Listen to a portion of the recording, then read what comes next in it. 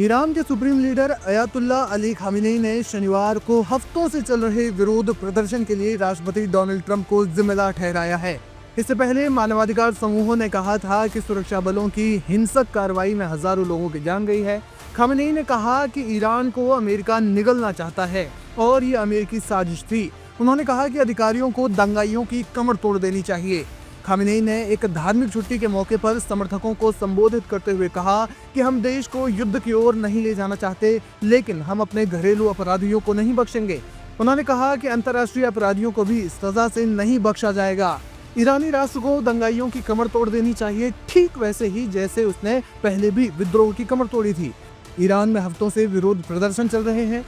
ये प्रदर्शन 28 दिसंबर को आर्थिक मुश्किलों को लेकर शुरू हुए थे और बाद में बड़े प्रदर्शनों में बदल गए। इसमें इस्लामिक रिपब्लिक में मौलवी शासन खत्म करने की मांग की गई थी। ट्रंप ने बार बार दखल देने की धमकी दी, जिसमें ये दावा भी शामिल है कि अगर ईरान ने प्रदर्शनकारियों को फांसी दी या फिर उन पर कोई सख्त कार्रवाई की तो वो बहुत कड़ी कार्रवाई करेंगे। लेकिन शुक्रवार को एक सोशल मीडिया पोस्ट में उन्होंने तेहरान के नेताओं को धन्यवाद दिया, ये कहते हुए कि उन्होंने सामूहिक फांसी रोक दी है। ईरान ने कहा कि लोगों को फांसी देने की कोई योजना नहीं है। अमेरिका के HRANA अधिकार समूह ने कहा कि उसने 3090 मौतों की पुष्टि की है, जिसमें 2885 प्रदर्शनकारी शामिल हैं और 22,000 से ज्यादा गिरफ्तारियां हुई है। इंटरनेट बंद होने की वजह से जानकारी मिलना मुश्किल हो गया था, जिसे शनिवार को कुछ हद तक बहाल कर दिया गया। अर्ध सरकारी मेहर न्यूज एजेंसी ने बताया कि कुछ यूजर्स के लिए इंटरनेट सेवा बहाल कर दी गई है। इसना न्यूज वेबसाइट ने कहा कि SMS सेवा भी फिर से शुरू कर दी है। हालांकि ट्रंप ने यह दावा जरूर किया था कि ईरान अब प्रदर्शनकारियों को फांसी पर नहीं चढ़ाएगा, लेकिन दूसरी ओर अयातुल्ला अली खामेनी ने कहा है कि वो अपने घरेलू अपराधियों को नहीं बख्शेंगे।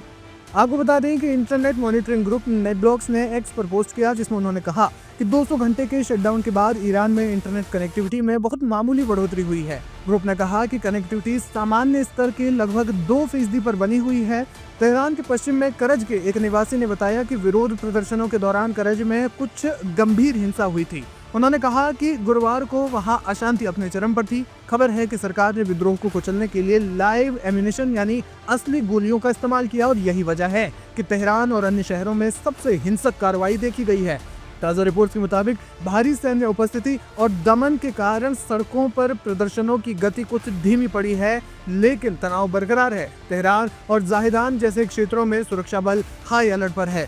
बहरहाल ईरान के supreme leader Ayatollah Ali Khamenei के इस बयान पर आपका क्या है कहना, हमें कमेंट सेक्शन में जाकर जरूर बताएं।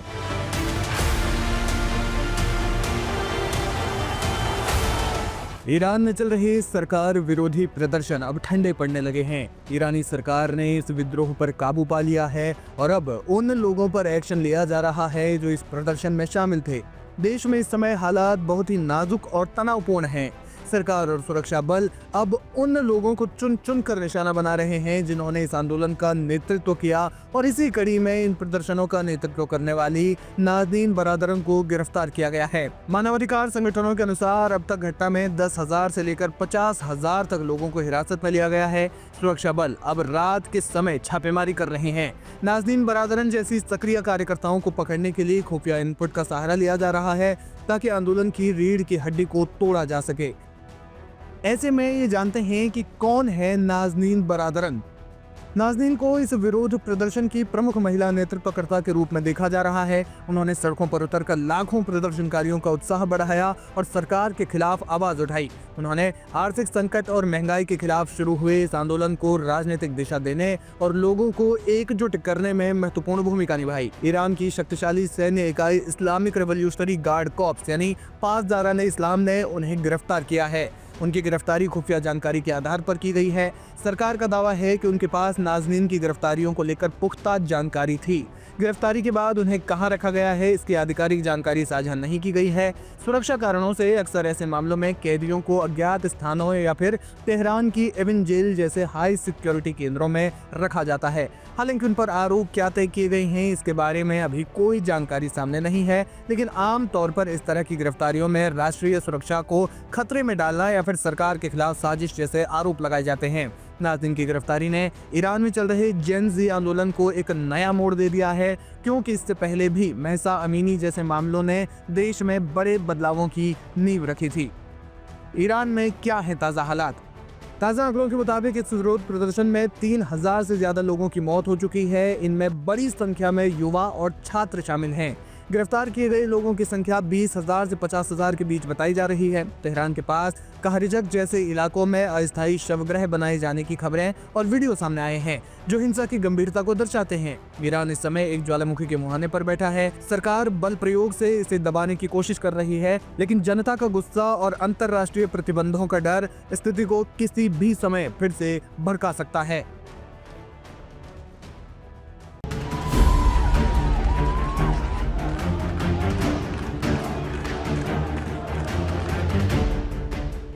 ईरान में आयतुल्ला अली खामेनेई की सरकार के खिलाफ लंबे समय से असंतोष और छिटपुट प्रदर्शन होते रहे हैं,